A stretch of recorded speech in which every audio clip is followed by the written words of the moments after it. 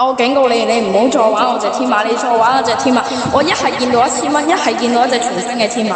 條片呢，嗰段錄音呢，我已經呢 keep 住咗。如果你唔想我報警嘅話呢，唔該，你快啲同我刪除。冠軍，我好聽啲叫你冠軍，冇聽你乜都唔係，我同你講啊。你呢？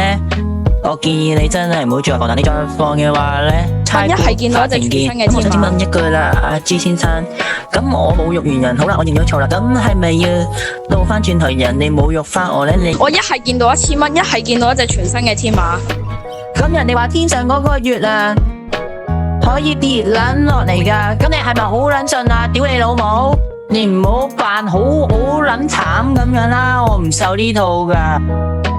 我同你講呢個已經係口頭警告嚟㗎，你問其他人俾我鬧過嗰啲，我直頭鬧埋佢祖宗18代㗎。